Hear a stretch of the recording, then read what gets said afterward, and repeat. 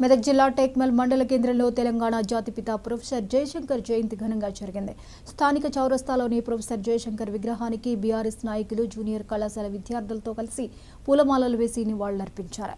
6 దశాబ్దాల పాటు తెలంగాణ రాష్ట్ర ఆవశ్యకతను చాటి చెప్పిన మహోన్నత ఉద్యమ శిఖరం, తెలంగాణ సిద్ధాంతకర్త, ఉద్యమ స్ఫూర్తి ప్రదాతగా ఆచార్య కొత్తపల్లి జయశంకర్ అని బీఆర్ఎస్ పార్టీ అధ్యక్షులు భక్తుల వీరప్ప పేర్కొన్నారు.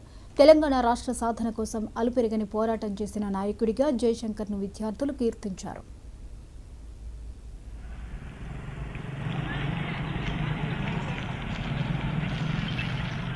ఈరోజు మనం జయశంకర్ గారిని ఎందుకు గుర్తు చేసుకుంటామో మనందరికీ తెలిసినటువంటి విషయమే. ఎందుకంటే ఆయన యొక్క కృషి, ఆయన యొక్క శ్రమ, ఆయన యొక్క పట్టుదల. ఎందుకంటే మనల్ని ఇంతకుముందు ఉన్నటువంటి ఆంధ్రప్రదేశ్ రాష్ట్రంలో మనకు అనేక రకాలుగా అన్యాయం చేయడం జరిగింది. స్థానికంగా కానీ, నీటి పరంగా కానీ, ఉద్యోగాల పరంగా కానీ, వాటన్నింటినీ కూడా మనం సాధించుకోవాలనేటువంటి ఒకే ఒక ఉద్దేశం చేత మనకు జరుగుతున్నటువంటి అన్యాయాన్ని ప్రజల్లోకి తీసుకుపోవడానికి నాయకుడు కావాలి. నాయకుడిని ఎంచుకుని ఆయన ద్వారా మనందరికీ పరిచయం చేసి మనలో ఉద్యమాన్ని రగిలించి ఒక ఉద్యమకర్తగా తను నిలిచి ఈరోజు మన మధ్యలో లేకపోవడం చాలా బాధాకరం.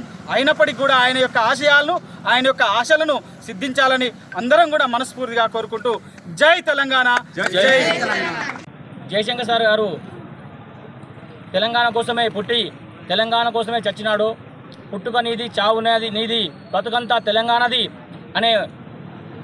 అనే సంకల్పంతో జయశంకర్ సార్ గారు కేసీఆర్ గారిని తెలంగాణ అయితే కేసీఆర్ వల్లనే సాధ్యమవుతుందని, తెలంగాణ జరుగుతున్న అన్యాయాన్ని కేసీఆర్ గారికి వివరించి నీళ్లు, నిధులు, నియామకాల్లో చాలా అన్యాయం జరుగుతుంది, మన తెలంగాణ మనం సాధించుకోవాలి అనిపిస్తున్నాం. జయశంకర్ సార్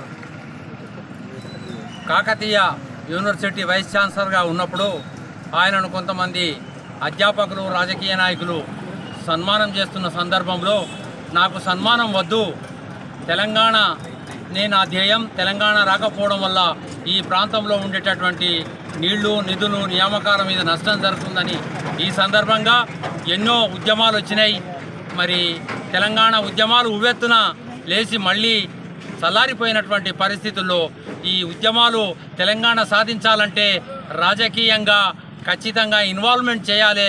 దానికి సరి అయినటువంటి నాయకుడు కేసీఆర్ గారు కాబట్టి తెలంగాణ సాధనలో నేను కేసీఆర్ గారికి తోడు ఉండి దాని యొక్క తెలంగాణ యొక్క భావవ్యాప్తిని తెలంగాణ రాష్ట్ర వ్యాప్తంగా ఉద్యోగులకు, విద్యార్థులకు, మరి యువకులకు భావవ్యాప్తి చెందింపజేసి ఉద్యమాన్ని ఉవ్వెత్తున తీసుకెళ్లాల్సినటువంటి అవసరం ఎంతైనా ఉందని గుర్తించినటువంటి మహానాయకుడు మన జయశంకర్ సార్.